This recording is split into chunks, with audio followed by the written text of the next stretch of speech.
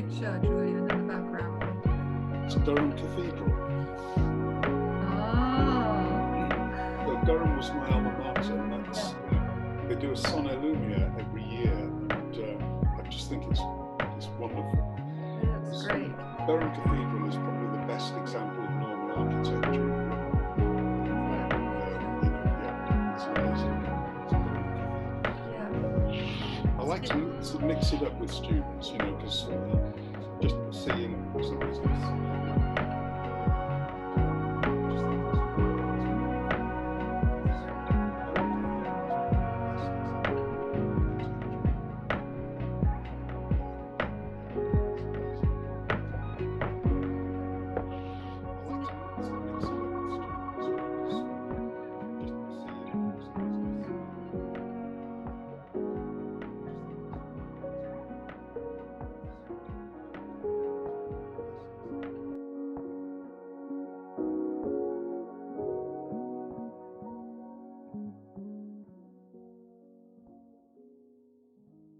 Thank you very much for joining us.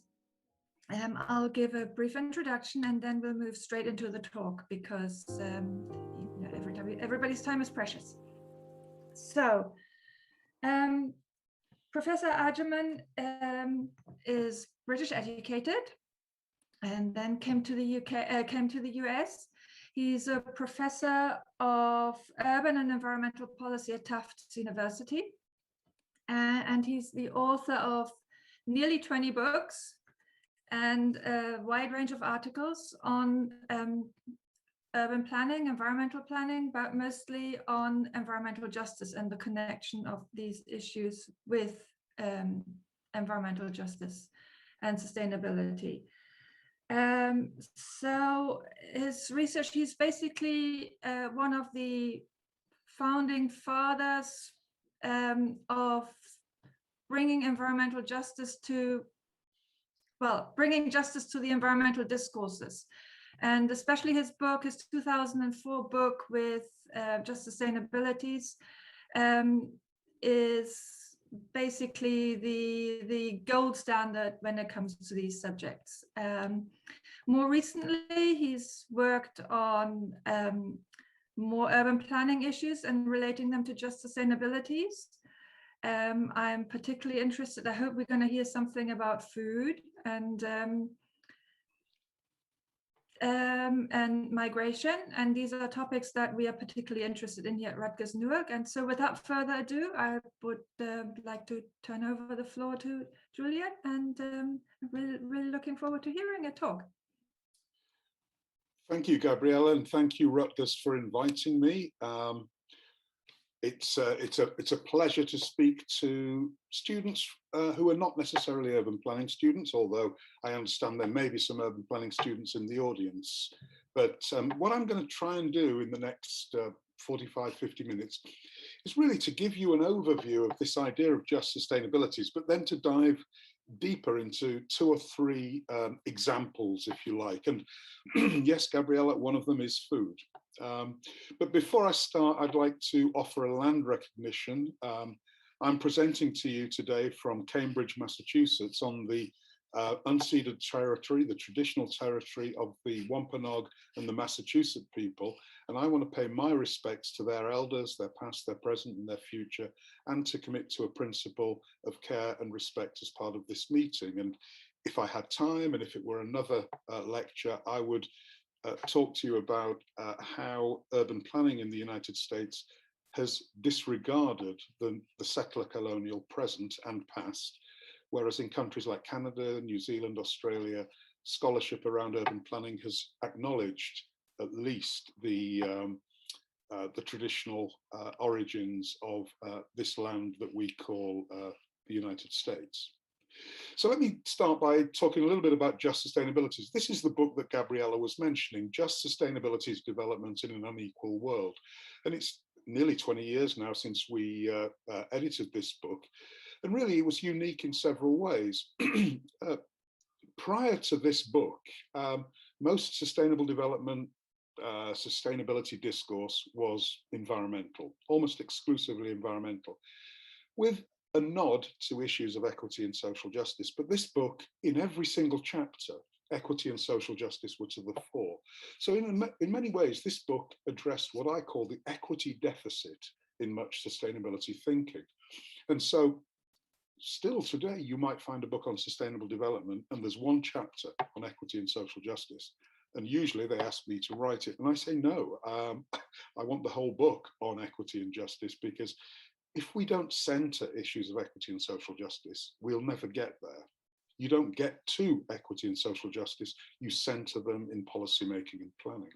So the book focused explicitly then on equity and justice, on the links between environmental quality and human equality. And in it, we argued that sustainability cannot simply be seen as a green issue or an environmental concern, important though green and environmental issues are. We argued that a truly sustainable society is one where wider questions of social needs, social welfare, and economic opportunity are integrally related to environmental limits imposed by supporting ecosystems. I don't usually advertise other people's books. I'm an academic. I want you to buy my books, but this book is really worth a read. 2009, The Spirit Level, Why Equality is Better for Everyone by Richard Wilkinson and Kate Pickett. They are a couple of British researchers, and they gathered from around the world 40 years of comparable data. And the headline is, it's not poverty, it's inequality that is literally killing us. And they found that basically, the greater the gap between rich and poor in nations is related to increases in social malaise, whether it's teen pregnancies, domestic violence, failures in health systems, you name it, across, excuse me, a range of social factors. Inequality was really the deciding factor in how those played out. So countries with the bigger gap between rich and poor have more social problems. But what was really interesting is that they also did a correlation with inequality and advertising revenues. And they found there's a strong correlation between the amount of inequality and advertising revenue. Countries with big gaps between rich and poor had much, much more money spent on advertising. The point is, advertising and poverty go together, or advertising and inequality go together. And advertisers love inequality. Why? Because in unequal societies, there is a constant consumption to try to get to the next level, whether it be from the poor into the middle class, the middle into the upper middle class, and on and on and on. Constant escalation in consumption. And so I've highlighted in yellow there a quote from the book, "Inequality heightens competitive consumption." Now, not only does it heighten competitive consumption heightens our carbon footprint. They make the very, very strong case that actually, if we want to think about climate change, we need to think about inequality, because the driver of consumption is inequality. The driver of carbon footprints is consumption. How often do we hear, when we hear people talking about, oh, climate change, we need to have sustainable transportation, sustainable agriculture? Absolutely, we do. But if we really want to think about climate change, let's think about the driver. And one of the key drivers is inequality. So my argument would be, if we really want to understand sustainability and sustainable futures and sustainable transitions, our focus should be not on human equality and environmental quality separately, but on human equality and environmental quality together. And I think this has great implications for social movements. Too often, our environmental social movements disregard social issues, and often our social justice non-profits ignore environmental issues. I would argue we've not achieved what we could have achieved in environmental quality and human equality, because we've separated out these issues as if they were not intersecting or intersectional issues. We need to think about these together.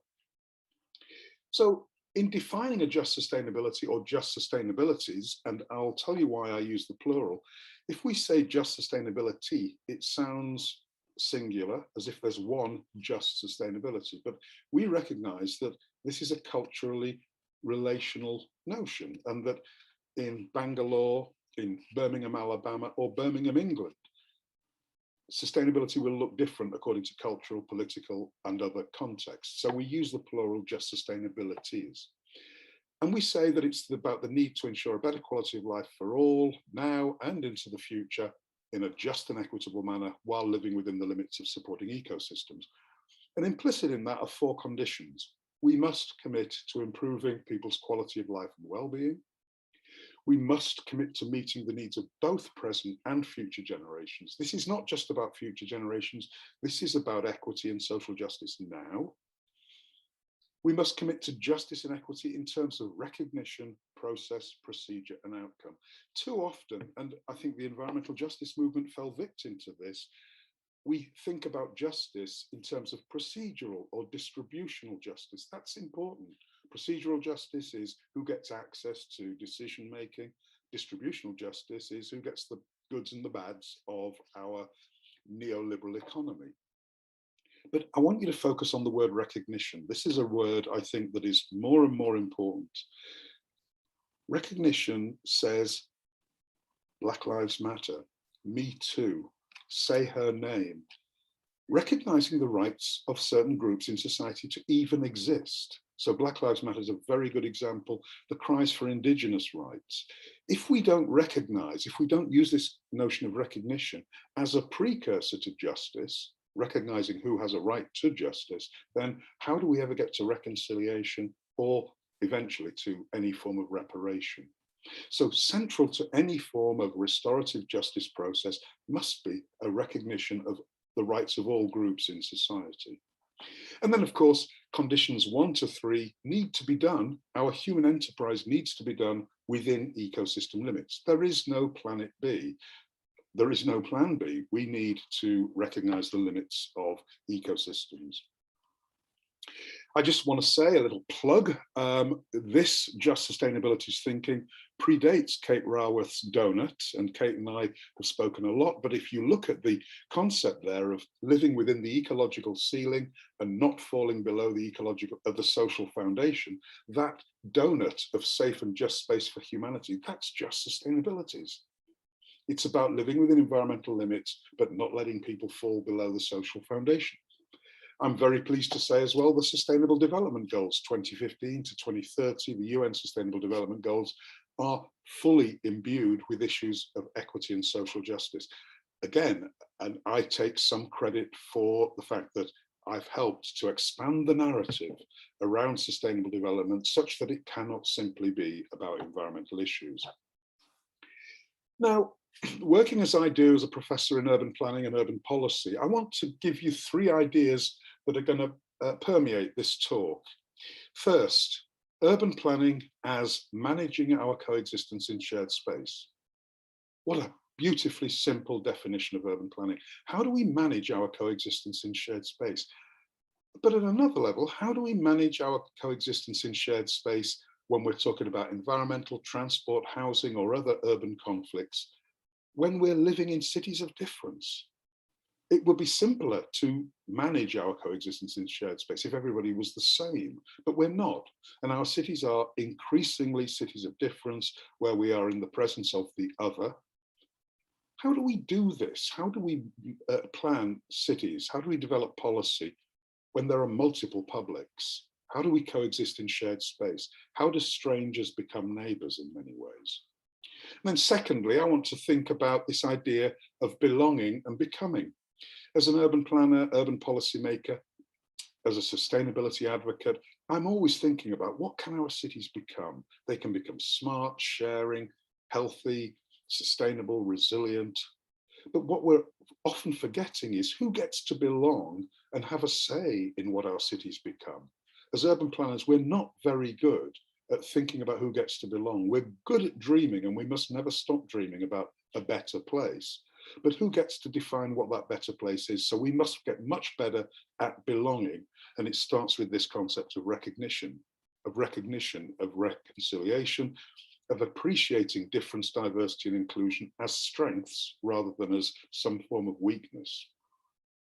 And then I also want you to think of just sustainabilities as not simply about human scaled planning. I want you to put an E on the word human. I want humane scale planning. I want planning with empathy, planning for human dignity. I want planners to be humble in their work.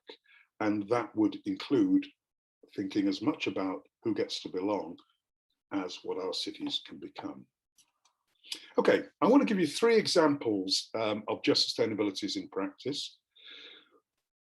First, spatial justice. How do we allocate rights in urban spaces and places? Second, what I call the Minneapolis paradox. How is it that one of the most green, liberal, progressive cities in the US has become the epicenter of our current introspection over structural racism? And then I want to finish up with some thoughts on food and food justice. What is local food? You know, we fetishize this concept of buy fresh, buy local. What does local mean in an intercultural society? So let me start off with spatial justice. So social justice says we shouldn't distribute life chances according to class or race, but spatial justice says we mustn't distribute chance geographically. And here we have a wall across Jerusalem, part of Jerusalem. But we've got those in Nicosia, Cyprus, formerly in Belfast in Northern Ireland. But many cities now don't have walls separating places or districts or neighborhoods. But what we do in the US is we have freeways, we have railway tracks, we have rivers or creeks running through cities. And on one side they live, and on the other side you live. The Del Mar Divide in St. Louis is the Del Mar Boulevard, north of which is one community, south of which is another community, African-American white. Your zip code in St. Louis is more important than your genetic code in determining your lifestyle, chances, lifespan even. So we have inbuilt spatial injustice in our cities. Fortunately, we have one of the most powerful tools that geography has given to society since the map. We have GIS, which reveals spatial inequalities. So let me bring this down to the level of the street. As an urban planner, I know that the street is the most popular urban space. We use it every day. We don't go to parks every day, but we use streets every day. How does the spatial organization of streets reflect or not reflect issues of justice? 2 streets. On the right, we have Massachusetts Avenue in Cambridge, Mass. And on the left, we have Södervägen in Gothenburg, Sweden. These 2 streets could not be more dissimilar. They are identical widths, and yet the spatial organization is very different. So what is the principle of access to urban space, to street space in the United States? Well, number 1, it's about having a car. Number 2, it's about the size of your vehicle. The bigger your vehicle, the more rights you have to space. But not in the Swedish street. They've democratized the street. That street could not be more clearly laid out in favor of active transportation, the cyclist, the walker, the person using public transit, the streetcar. To the left of the streetcar is the only part of the street that is for private vehicles. And I want you to think, looking at those 2 streets, as a kid growing up and living your childhood on those streets, how are you wired differently growing up on Massachusetts Avenue or Södervägen? I don't know the answer to that, but I want you to think about that.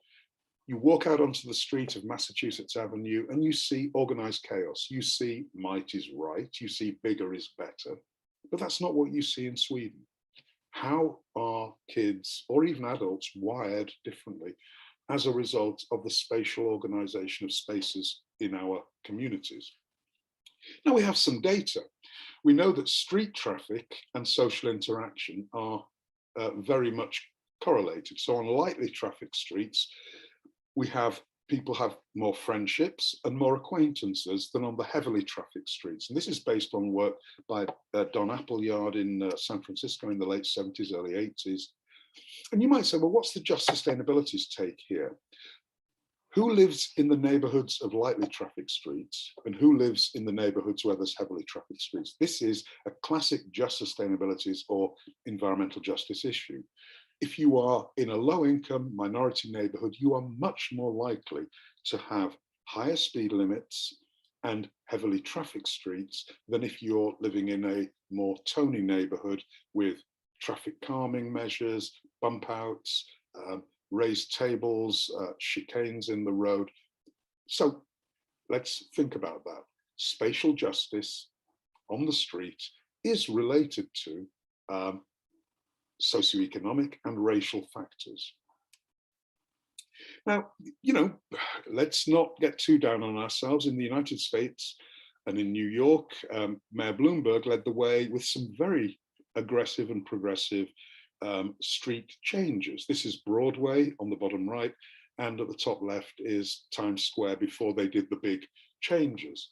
So how did Bloomberg do it? He got himself a brilliant transportation commissioner in Janet Sadiq Khan. She brought in the genius of Jan Gehl, who was behind the Copenhagen miracle, and they enlisted and enrolled the support of the transportation justice groups. And so now New York streets look very different than they did 20, 30 years ago. Much more spatial justice imposition, much more democratization of streets. But I just want to leave us under no illusion as to how we deny belonging. Remember I was talking about belonging? Well, we're very good at it through defensive or hostile architecture. Top left, we stop kids skateboarding on those edges by putting bolts on there. We put armrests on benches to stop homeless people sleeping on them. We put studs. Architects design buildings with studs, like we put spikes to stop pigeons. We put those studs to stop homeless people sleeping there. We designed some of our bigger buildings where by law you have to put a certain amount of affordable units in. We then put a poor door at the back for those people who live in the poor units, and the rich can come in through the boulevard, have their car valet parked, get in the high-speed elevators and go up to the penthouses. And then, even more egregious, I think, bottom left, we have the bridge in Seattle under which there were homeless people living. So the city thought, how do we get rid of the homeless people? Let's put bike infrastructure. Let's put bike racks there. Let's enroll sustainability infrastructure to displace homeless people. Now, fortunately, the cycle lobby in Seattle said, hey, no, we have a problem with homelessness, Seattle, but it has to be dealt with in a policy and resource way, not through displacement by using our infrastructure. Yes, we'd like more bike racks, but don't use them in a cynical manner as you've done here.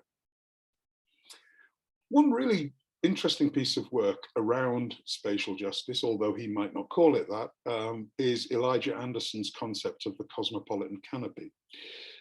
Elijah is a sociologist at Yale, and his point is most of the time we walk down streets studiously avoiding anybody's eyes. But we do have places in cities, he says, and he calls them cosmopolitan canopies, where we are civil and we talk to each other. Often these are food spaces, and the example on the cover of this book here is the Reading Terminal Market in Philadelphia, where he's observed people of all different ethnic and racial and religious groups and sexualities sitting, eating, watching a ball game, being human, being civil. And one of the things that I often ask myself is, as an urban planner, as an urban designer, as an urban policy person, can we create these cosmopolitan canopies? Surely one of the goals of urban planning should be to create these places of civic engagement, where people meet across difference and talk about things just as human beings. And food spaces are good. Kids spaces are good as well. You often find kids spaces where the parents and guardians are sitting around watching the kids play, and conversation can turn either to the kids or to other things. These are spaces where contact theory happens. Contact theory says the more opportunities you have to speak to people who are different to you, the more likely you are to be tolerant and supportive of policies that increase mixing, engagement, hybridization across cultural boundaries.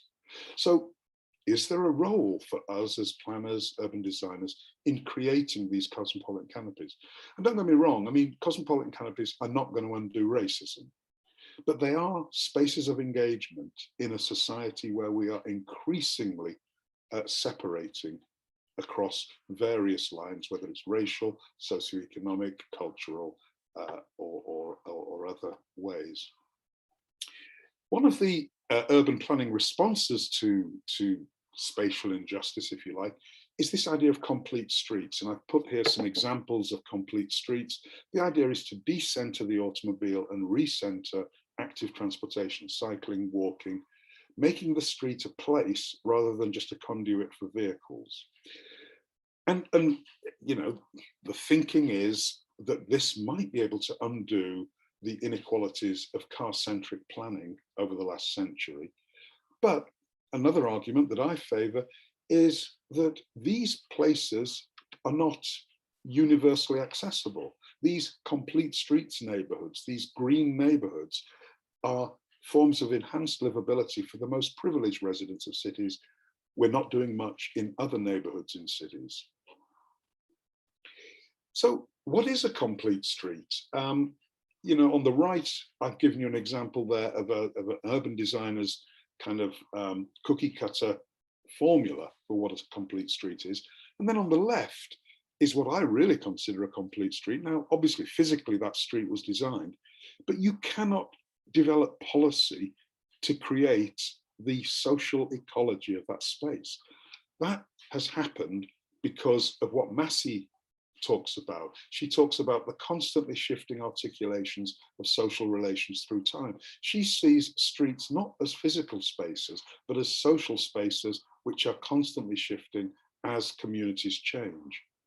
And one of the arguments I make is that this very physical design-oriented complete streets rhetoric disconnects streets from their significant social, structural, symbolic, discursive and historical realities.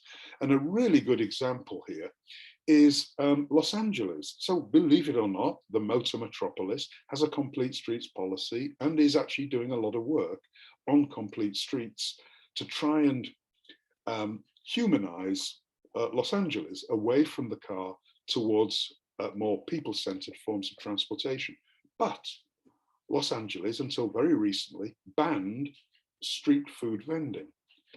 Southeast Asian and Latinx communities exist around street vending. It's part of the cultural wherewithal of those societies. Go to streets in Bogota or Bangkok and you will find, you know, street food vending.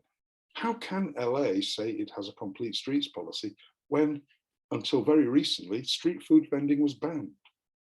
It's now permitted, but it was only done because there was a worry that ICE enforcement under Trump would unnecessarily expose the vendors because they would, ICE enforcement knew that you know, the vendors are doing something illegal. The point is, a complete street in LA must encompass the livelihoods of those vendors who are part of the cultural mix of the city. Now, one of the great problems with complete streets, with green neighborhoods, with sustainable neighborhoods, is gentrification and what's called greenlining.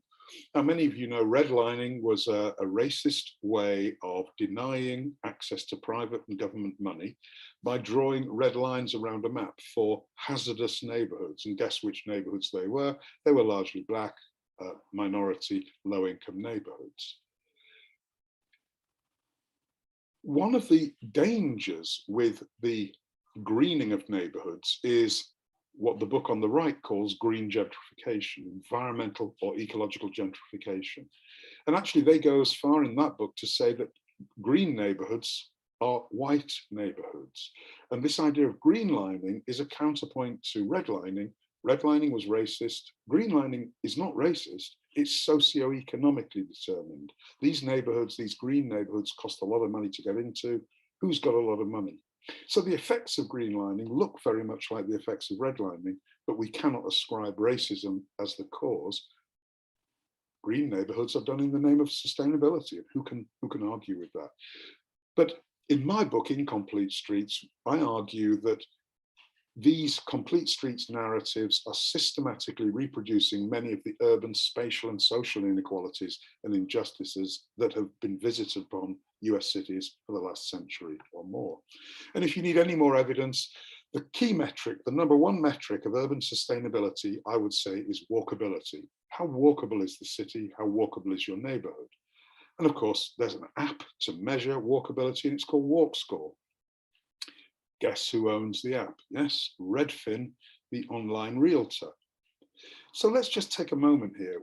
We have compromised, commodified sustainability such that now realtors use sustainability in the name of walk score, in the name of walkability, to sell homes. And if you've got a 90 plus score for walkability, your home is probably worth about 10 or 20 or $30,000 more than if it was in the 70s or 80s. And walk score is from 0 to 100.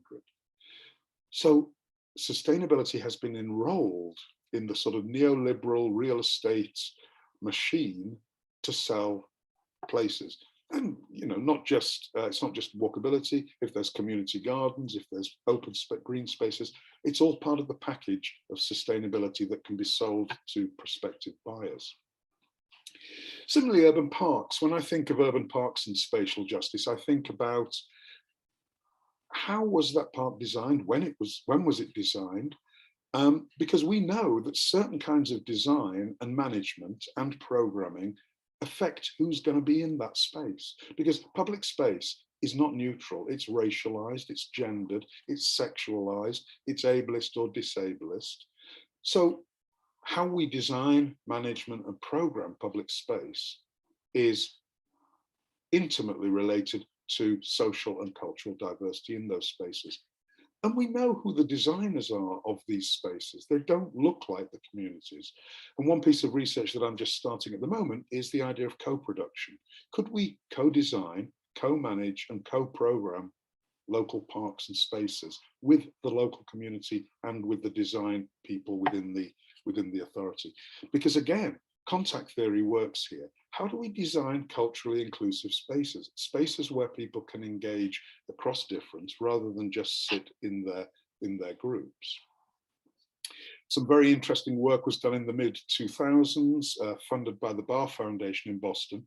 And Lanfer and Taylor looked at immigrant engagement in public open spaces and developed some strategies for the new Boston. And what's very interesting, and it's even more interesting given that today, we have 6 candidates for mayor in Boston in the November elections coming up, and all 6 are of colour. 4 are women and 2 are men. We're going to have an elected mayor of colour in Boston. That wasn't so when I first came 20 years ago. It didn't look like there was going to be a mayor of colour for a long, long, long time. The point they're making here is that the politics of the city of Boston are changing, but there are certain groups of people, friends of the park kind of people, who don't look like the new decision makers. These are Anglo white people who have very rich networks, who can bring huge resources to some of the great parks and the Olmstedian parks of Boston. What happens when the vision for the new Boston doesn't necessarily gel with the old vision of these friends of organizations? I put that out there to you. One thing that's interesting, though, in thinking about how do we get immigrants and new Bostonians involved in some of these friends of organizations, well, a lot of immigrants are voting with their feet. And this quote, I think, from a Guatemalan on the riverbanks of the Charles, I think says it very well. He says, I think one of the reasons that that place is so popular with us Latinos is because of the willows. Willows in Guatemala are very common. They grow beside rivers. People like Herta Park because it looks like home. I call this landscape links. Immigrants often gravitate towards landscapes or cityscapes that are redolent of the spaces they occupied when they were back home. It looks like home. And I'm going to come back to this when I talk about food. Now, the Danes tried a little bit of a different approach. Superkilen Park in Copenhagen is in a very heavily immigrant neighborhood called Nørrebro. And this linear park is surrounded by communities. I can't remember how many different cultures, but there's many, many dozens of different cultures represented. And when the redesign of the park was being mooted, people said, I want to see artifacts from my culture in the park. So the designers worked with them, and you can see in the images below, and I do urge you to go to the website. Superkilen Park is a space of engagement across difference through people learning about the artifacts from each other's cultures. It's a great way of engaging difference, of making people feel that they belong. But I want to also move on and move us in the kind of city making professions away from just demographic data about neighborhoods. Because what does demographic data tell you? You know, it's 40% white, 20% Latinx, 10% Asian American, 30% African American. What does that tell us about a neighborhood? What we need is deep ethnography. We need anthropological understandings of neighborhoods. And the journal that I co-edit is called Local Environment. And one of the articles, which you must take a look at, ethnographic understandings of ethnically diverse neighborhoods to inform urban design practice. The work is being done here by people at the Department of Landscape at the University of Sheffield in the UK, who formed the Transnational Urban Outdoors Research Group, a resource pack on refugees in parks. Refugees, asylum seekers have had trauma. Parks are good spaces to de-traumatize. How do we rethink our parks for the age of the asylum seeker and the refugee? What would parks look like if they were more refugee friendly? So they're doing some really good work on engagement, belonging, using this concept of deep ethnography. And again, I invoke this notion of co-production. How do we co-produce with urban planners and policymakers, co-produce local ethnographies such that local councils understand more than simply the demographic makeup of the neighborhood? Second piece I wanted to move on to was Minneapolis and to look at the Minneapolis paradox. It's got the best park system in the US, 10 years on the trot, as according to the Trust for Public Land. There's the third most bike commuters. It's one of the best cities for fitness and exercise. It's a miracle. No other place mixes affordability, opportunity, and wealth so well. That's if you're white. If you're black, it's not such a good place. Among the worst racial inequality in the nation, the black-white income gap, as you can see there in Minneapolis, St. Paul, is way up near the top in the nation. The wealth gap, the home ownership gap, is the highest in the nation. The achievement or opportunity gap at K through 12 is stark between white and Native American and white and black. So why? How is this progressive green metropolis such a divided place? And Kirsten Delegard, who runs a great project called Mapping Prejudice, says all that civic rhetoric about Minneapolis being a model metropolis at the cutting edge of great urban planning obscures darker truths about the city. So, of course, I want to know what those darker truths are. And I found that basically in the 19th century, in the 18th century, there was a small but fairly spread African-American population in Minneapolis. But then something happened in the early 1900s, and Delegard's project found that racialized covenants started to become common. Racialized covenants: these premises shall not be rented or sold to anybody other than members of the Caucasian race. No Negroid, Mongoloid, Turkish. The language, the racist language, is horrific.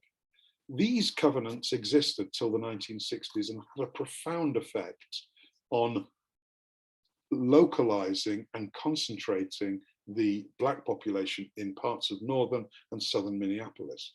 Now, if that wasn't bad enough, until 1917 in the US, racialized zoning was legal.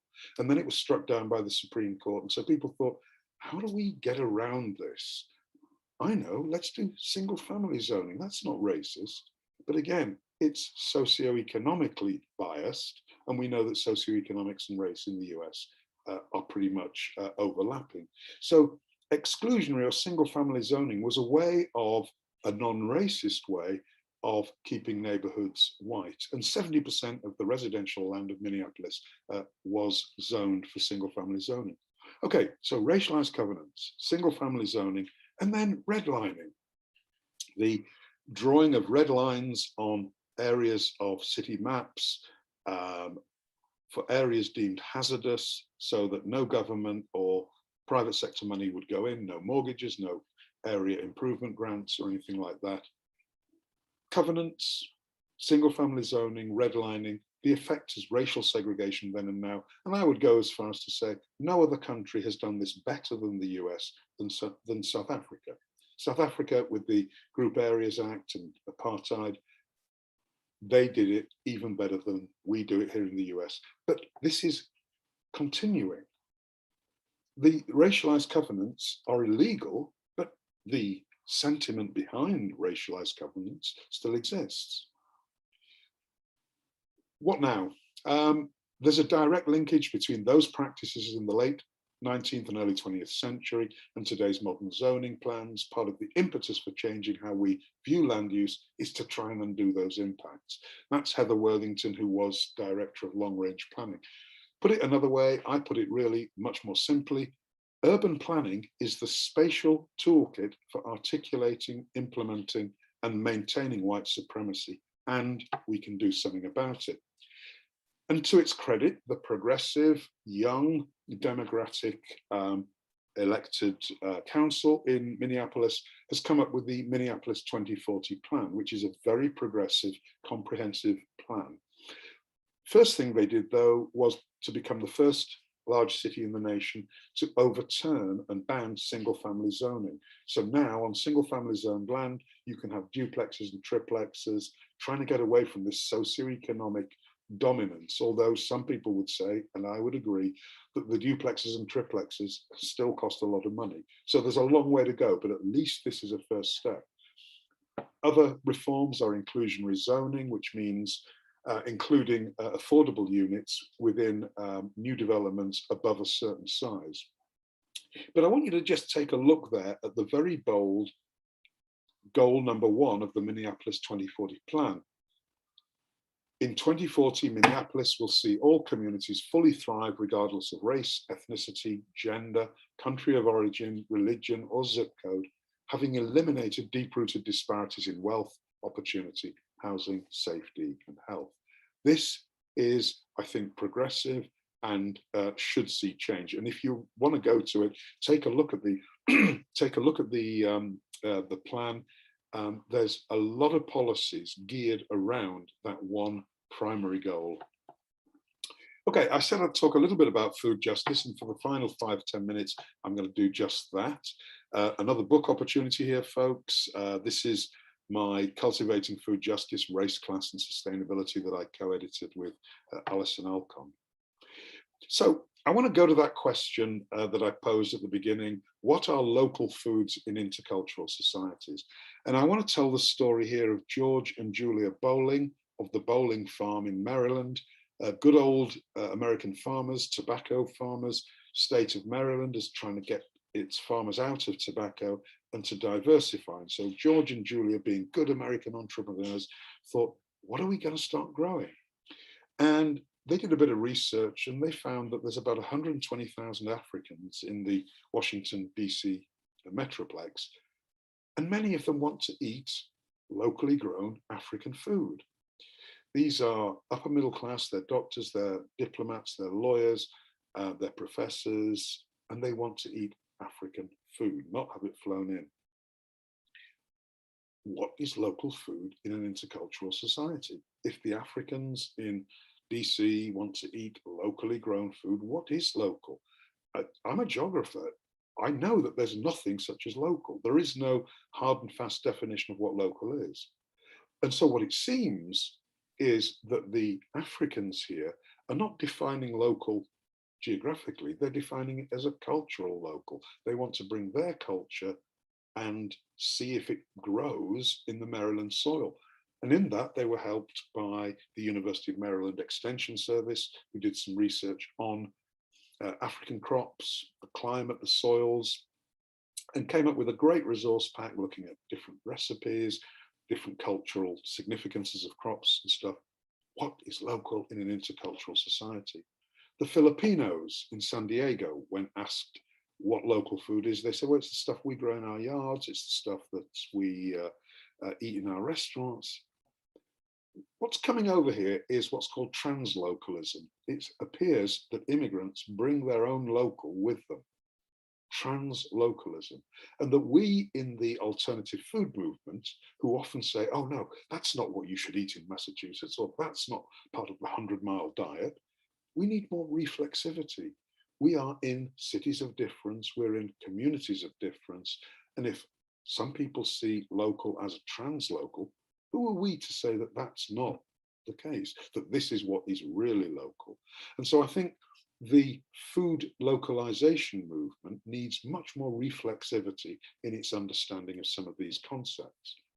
Let's go north of the border to Canada, and in Metro Vancouver, believe it or not, between 18 and 20% of farmers are Chinese Canadians in the Greater Vancouver region. And if local, buy fresh, buy local, is one of the foundations of the alternative food movement, the other foundation is the farmers market. So guess what? The Chinese Canadians are not using farmers markets in Vancouver, they're creating their own. And I gave this talk in Vancouver 10 years ago. A young East African woman came up to me afterwards and she said, Julian, I'm so glad you said that, because I go to the Chinese farmers markets. They grow the food that I want to grow. Chinese entrepreneurialism, anti-Chinese racism in Canada has created an alternative economic locus for local food in the Greater Vancouver region. Another expression of this translocalism is evident from the former South Central farm in LA, where these women are standing. The farm is sadly no longer there. It was bulldozed in 2006. Biggest urban farm in the United States, 96% Latinx farmers. And what you can see here is they're not just growing their own foods, but they're laying out the garden in the same way that they did back in Oaxaca. And I love this quote. I planted this garden because it's a little space like home. We ate the same plants, we grow the same plants that I had back in my garden in Oaxaca. We can eat like we ate at home, and it makes us feel like ourselves. It allows us to keep a part of who we are after coming to the United States. The Guatemalan and the Willows in Boston on the banks of the Charles, the Africans in DC, the Filipinos in San Diego, the Oaxacans in LA. Everybody is using locality, place, to make sense of their new world. And so again, I think we need to be aware that belonging might mean a definition that we are maybe unfamiliar with, this idea of translocalism. If translocalism helps people feel they belong, who are we to say that translocalism isn't the way we should go forward? Another example from the food world is the network of 50 farms, refugee farms, new settler farms, if you like, around the United States. This is new routes in San Diego, in Boston, or Lowell, Massachusetts. We have new entry farms. And these are places where newcomers to the United States can learn about farming. And I also see them as intercultural spaces. These are spaces where established farmers can learn from newcomers about different cultivation techniques, different crops, etc. So they are spaces of engagement in the way that I was talking about them before. You might be very interested in my latest book, The Immigrant Food Nexus, Borders, Labour and Identity in North America. Unique in the sense that Sydney Giacalone, my co-editor, was an undergraduate at Tufts. I teach in a graduate program. She was in my food justice class. And we wrote an op-ed in the Boston Globe, which we then talked to MIT Press about. They liked it, and we worked it up into a book. Sydney is now doing a PhD at Brown in the anthropology of food. But really, the argument in the book was we can't talk about immigration without talking about food. Immigrants, especially undocumented immigrants, make up 50 to 70% of the workers in the food chain, from the fields to the restaurants. But we also have to think about food as being the locus and the anchor of immigrant lives for all the reasons I've mentioned. This feeling of security, this idea of translocalism. Daily practices around food are very important in immigrant socialization, especially in these more xenophobic days in the United States. So let me summarize then. We need to think about managing our coexistence in shared space. That's what we're doing when we manage or plan cities. We need to foster belonging in terms of recognition, difference, diversity, and inclusion, as well as thinking about what our cities can become. They can become smart, sharing, sustainable. We need to get that balance between belonging and becoming much clearer. We need to foster engagement using deep ethnography. It's no good just getting demographic data. We need deep ethnographic data about what makes communities tick. What are their worldviews? What are their daily practices? We need to engage in intercultural, culturally competent planning and policy making. We need to practice humane scaled as well as human scaled urban planning and design. And above all, the thought I want to leave you is social justice never simply happens. You will never get a policy that was designed to be environmentally, economically, and technically efficient that also, just happens to deliver greater social justice. That doesn't happen. Social justice only happens when you center it. And in urban planning processes and outcomes, we must be much more intentional, implicit, and upfront about achieving equity and social justice by centering it, not thinking we can somehow work towards it. Thank you.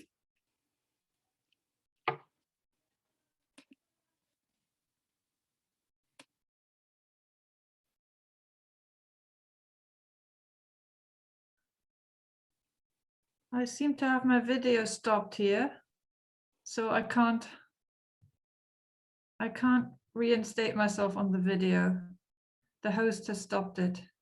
Okay, I can start it now. Sorry. There I am again. So thank you very much, Julian, for incredibly inspiring talk. I was captivated, and I have a few questions, and I would love to have a discussion. But I believe, we're sort of short on time. Let me have a quick look what questions I have from the audience before I jump in. Hang on. So Mariam Elsaker is asking about Birmingham, Alabama, and Birmingham in the UK, and what does sustainability look like taking into account cultural and political aspect in a tangible way? Is that a question or a statement? It's a question. What does it look like taking into account cultural and political aspects? Yeah, what I was just meaning there was that, if we think about sustainability through the lens of it being a set of principles, that, if we applied those principles in Birmingham, Alabama, Bangalore, India, or Birmingham, England, we might get different projects, processes, ideas, just according to the different geographic, economic, cultural contexts. So I wasn't saying this is what it looks like in Birmingham, Alabama, or Birmingham, England. I was saying you could expect sustainability might look and smell and feel different, but if it were applied according to a set of principles, it would still be sustainability. So, in Bangalore, in India, where you have extremes of wealth, in the Indian tech sector, and extremes of poverty, what would the sustainability projects leading to a just sustainability, what would they be compared to an old industrial centre like Birmingham, England?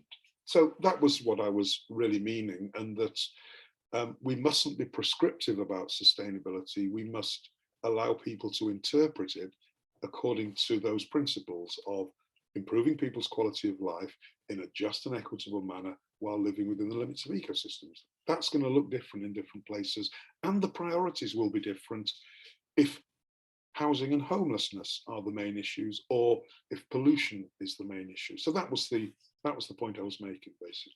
Yeah, and this is also where the local ethnography comes in. Like, you have to understand, and like a lot of it is historically and culturally dependent, and you have to understand these linkages for it to to come up with the right policy. Absolutely. Okay, thank you. I've got the next question from Desiree Rocchetti. Did you come across literature that emphasized the importance of practically including and not only formally recognizing indigenous local knowledge to questions of environmental justice? Yes, I mean there is a literature around indigeneity and environmental justice, and you know, if people want to, the leading person I would say is Professor Kyle White, W-H-Y-T-E, at Michigan School of what is it? School of Environmental and Sustainability at Michigan. So Kyle White has done a lot of work on raising questions of indigeneity. It has to be said, I think, that you know there is, or there has been, most scholarship around, you know, urban populations and largely African Americans. And that's in many ways because some of the leaders of the environmental justice movement were from those groups. But there's always been a kind of First Nations, indigenous scholarship. It just hasn't, I don't think, been given the priority that is needed. And as I said, Professor Kyle White at Michigan, I would say if you're interested in that, he's the leader in that area. Okay, thank you. Next question from Caroline Martin. She's curious how the Cosmopolitan canopies features differ from that of a park. Yeah, great question. I mean, a park could be a cosmopolitan canopy. I mean, you know, just because I gave the example of the Reading Terminal Market as a cosmopolitan canopy, and it was my first example, it doesn't need to be a manufactured place. It could be, yeah, a park. Or, I mean, you know, think of, and I'm thinking in Boston on the new Rose Kennedy Greenway, there is an area where they have those fountains, you know, where water squirts up from them. Kids love them. And kids, it's like a honey spot. Kids gravitate there, and the parents and guardians sit around the outside. That's a cosmopolitan canopy. It's a mixture of all of these different kids from different cultures and ethnicities in Boston. And the parents then sit around and chat. That's a cosmopolitan canopy. A dog park can be a cosmopolitan. So yes, a cosmopolitan canopy can be any gathering space where people, often there are spaces where, you know, there is something that, like food or kids or dogs, something that people can talk about without talking about necessarily the politics of the day, so that there are independent objects to be discussed, and nothing better than food, kids and dogs for decentering political conversations. But if you want to get political, you can as well. So that's what I would say a cosmopolitan canopy is. And, you know, a great exercise for you guys would be to think about, you know, in your local area, where are what you might consider cosmopolitan canopies? What are their characteristics? Who goes there? Why do people feel more giving and at ease with each other in these locations? Yeah, now I can think of quite a few in my neighborhood, yes. So thank you. Next question. How would a place like the US incorporate an idea like Super Killen Park, considering it is well known that urban planning promotes so much segregation? Well, that's the million-dollar question, right? Yeah, it is, but it's a great question. It's the right question to ask. I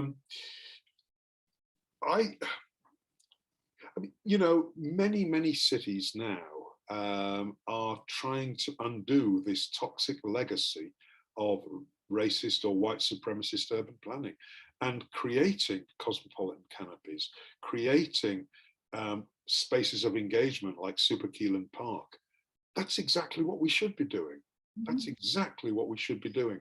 Creating these multicultural, intercultural spaces where, as the great urbanist and former mayor of Bogota, Enrique Peñalosa, said, we need to create spaces where people can meet as equals. That's what we need. But given my point that spaces are racialized, gendered, sexualized, you know, how do we do that? Because we all experience place and space very differently according to our positionalities. And again, this is where the notion of deep ethnographies comes in. We are too superficial. You know, we've got all these technical ideas about designing and what we can become, but when it comes to belonging, we're still just dealing with demographic data, which doesn't tell us anything about the culture. That's why I want to see much greater use of ethnographic data. And I was really pleased. About 3 or 4 years ago, we hired an urban anthropologist in our planning department, and she teaches a class now, very popular class, urban ethnographic methods for urban planning. It's great. You know, planning isn't just about economics and technical rationality. Planning is about anthropology and sociology and environmental psychology and all those other things that we know about. Just as food is not simply about nutrition, about molecules. Food is about performance. Food is about love. Food is about sharing. Food is about culture and identity. And you know, at Tufts, we have the Friedman School of Nutrition, Science and Policy. And you can guess what their focus is. But droves of them come to my food justice class because they want to understand food differently.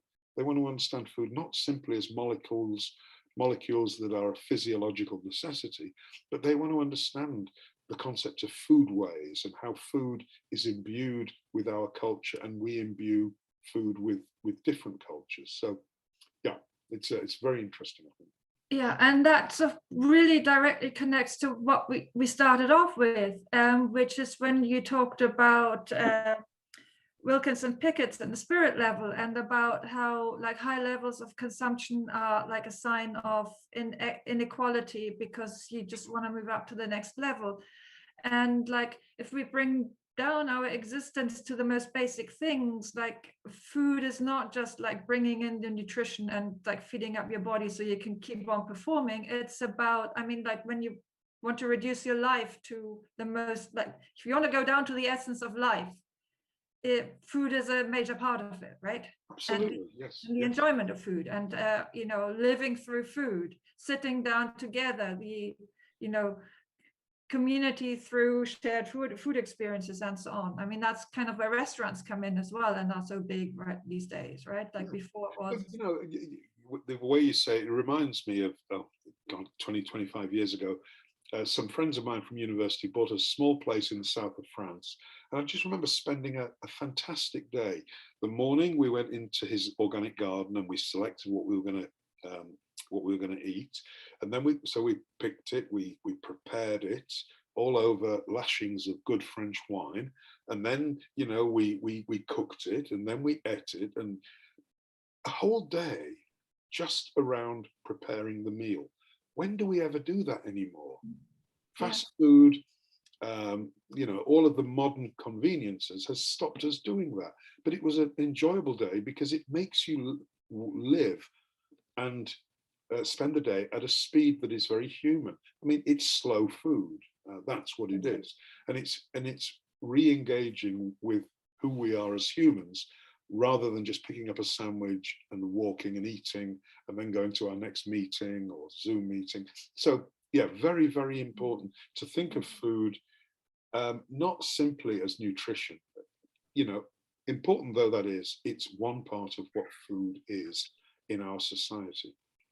Yes, yes, very much so. And just for our students in Newark, we have the Greater Newark Conservancy, and it has a food program that goes out to the public schools in Newark and teaches the students about school gardens and growing your own food. And there's a competition between various neighborhoods and what they grow. And the Conservancy is like basically goes and does the judging. So there's a vibrant sort of growing your own food and living around that food movement actually in Newark. Just wanted to, like, just as an aside. Yeah. So next question from Angel Chikeza. It was mentioned that spatial injustice is related to social and racial factors and the way structure plays a vital role. Do you believe that there are other factors that contribute to this injustice, such as the wealthy who intentionally create these injustices? And will there ever be a solution that can address this injustice? Wow, that's a great question, very detailed. Yes, I mean, look, as I said, urban planning is the spatial toolkit of white supremacy and has been used in that way. Our cities don't look like this. The food deserts don't exist just because Whole Foods refuses to go there. Our food deserts or food apartheid, call it what you will, is the result of decisions that were made a long, long time ago. And that's why Minneapolis and other cities like Portland, Oregon, are trying to undo this legacy. But the wealthy themselves are in many ways voting with their feet. We are seeing an increase in gated communities. I mean, gated communities are the ultimate in spatial injustice. Gated communities are groups of wealthy people saying, we're going to build a wall around where we live. You can't come in, otherwise we'll shoot you. And Trayvon Martin fell foul of that. And these gated communities are becoming increasingly common, and they attract increasingly homogenous groups of people. It is a danger. How do we allow a group of people to opt out of society in many ways and opt into these carefully guarded neighborhoods? And it's happening in a lot of cities. In fact, one journalist I remember hearing, he referred to it as Brazilianization. And having been to a couple of Brazilian cities, gating is huge. I mean, the more inequality, you can understand that. The more inequality there is in society, like Brazilian or US societies, say compared to Japanese or other societies, you're much more likely to get gated communities to protect your wealth. And so every apartment block, in every private apartment block in Brazil has a security guard. So gating is not necessarily putting a wall around a certain neighborhood, although it can be, but it is gating that residence and allowing entry only by, by being an owner of an apartment there. So yeah, the rich are complicit in this, in the sense of gating. Yeah. Thank you. John Friedlander has two questions, but because we have limited time, you're only getting one, John. For the Minneapolis to 2040 project, why is that acceptable to pick a goal so far away in time? And why is that better than coming up with solid policy goals for 2025? Well, yeah, great question. I mean, often these comprehensive plans for cities are longer term plans. That's the very nature of them.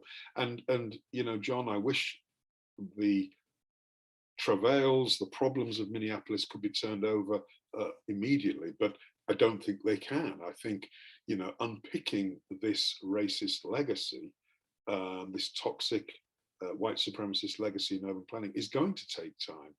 And the first point is recognition and actually saying we have a problem.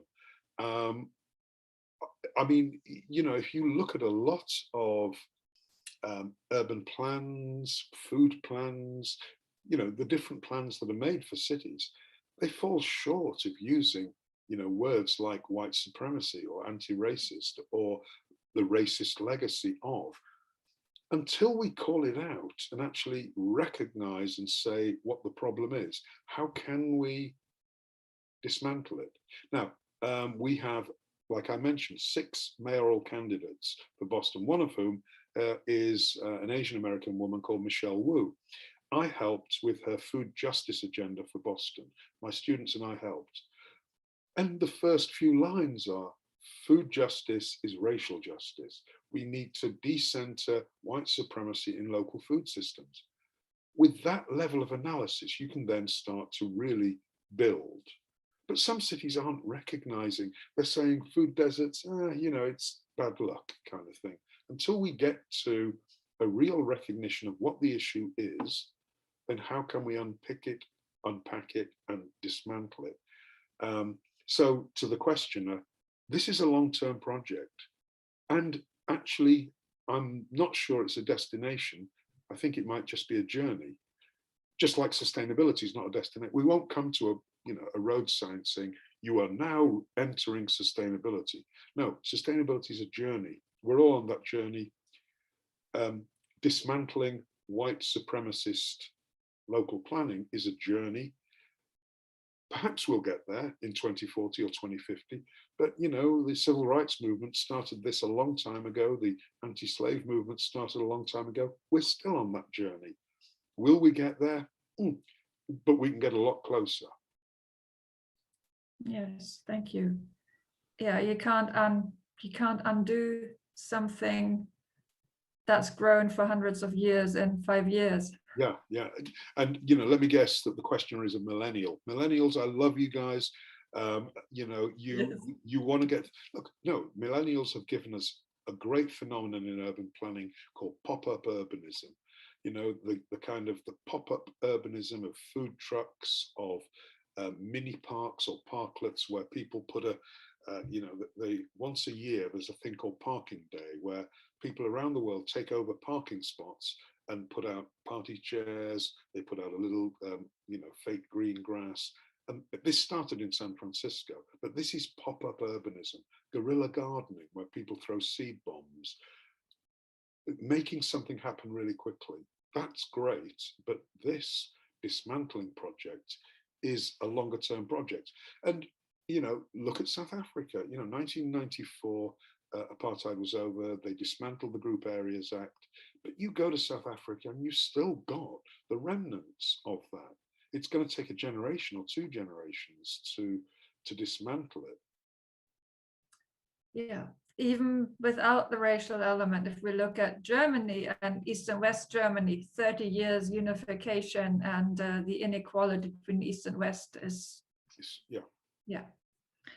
I realize we're short of time. So Shabnam, environmental studies is among the least diverse fields. According to the research, only a small number of minority groups receive a degree in environmental sciences. Does this mean that they are less concerned about the environmental issues we have today? Okay, that is a loaded question. Well, and the answer is no. In fact, there is a lot of evidence that African American and Latinx communities are more environmentally aware because they live in neighborhoods that are more toxic generally. But I think the loadedness of the question is in what is an environmental issue. The question asks environmental issues. I mean, traditionally that's been biodiversity, wilderness preservation, wetlands preservation, climate change. But those communities we mentioned are more concerned with more immediate public health issues like air pollution, or like the urban heat island effect being stronger in formerly redlined neighborhoods because there's less trees. I mean, when people die in Chicago in heat waves, you need to look at the racial and ethnic data on who is dying and where they are dying. And yeah, it's very, very, very interesting. But to the point of the questioner, yes, environmental studies has traditionally had less minority students, but that's because look at the syllabus of many environmental studies courses. They are about precisely those issues I was talking about: biodiversity, wetlands management, rangeland, rangeland ecologies. Perhaps if we looked at University of Michigan's environmental justice degree, or other places where there's a more diverse environmental studies syllabus that maybe speaks to the concerns of some of those communities. So I think the question is absolutely right to ask the question. But we in academia, in urban planning, as environmentalists ourselves, we need to change the narrative of what an environmental issue is. And that means decentering the traditional definitions and seeing that the environment is everything that is outside me, and it's everything that's inside me as well. We are part of that. So yeah, it's a great question. Yeah, and it goes to the core of essentially what you're doing, which is like the whole idea of just sustainabilities. Like historically, sustainability wasn't about inequality. It was about the environment and saving the environment. It was like traditionally a middle class concern. Like I grew up in the environmental movement in the 1980s. There was no, it wasn't about justice. It was about the environment, saving it from the people, so to speak. There was no recognition of inequality and how different groups in society are affected differently. Absolutely, Gabrielle. I mean, it was very biocentric, Yes. whereas in many ways, what we are trying to do is not, go completely the other way towards anthropocentrism, but to look at, a more, environmental justice, ecological justice, looking at a much more integrated notion of what justice to species, to the environment, to human life. And yes, there are trade-offs and all kinds of problems, but we surely have to start looking at this as an integrative concept, rather than, oh, social justice is something very desirable, but we've got to get the environmental question right. No, I'll leave you with a thought. Environmental degradation, if you look at it on a global scale, it's almost always linked to human rights abuses and social injustices. We cannot separate out environmentalism from social justice and human rights. And the reason we've failed on both environmentalism and human rights is because we've separated them out. That's my strong feeling. Yeah. Absolutely. And it's 11:15, and that is, I think, the best closing line there could be to this talk. Okay, well, Gabriella, thanks so much, and thank you, Rutgers. Hope you got some, ideas from that. Follow me on Twitter if you want to keep up with my my ideas. But I'm also happy if you didn't get your question answered, send me an email, and I'll do my best. I will collect. Well, thank you very much, Julian. This was a brilliant talk. We very much enjoyed having you, and we really appreciate you taking the time to come and speak with us. Great. Thank you, Gabriella. Thank you. Thanks. Thank you very much. Bye-bye. Okay.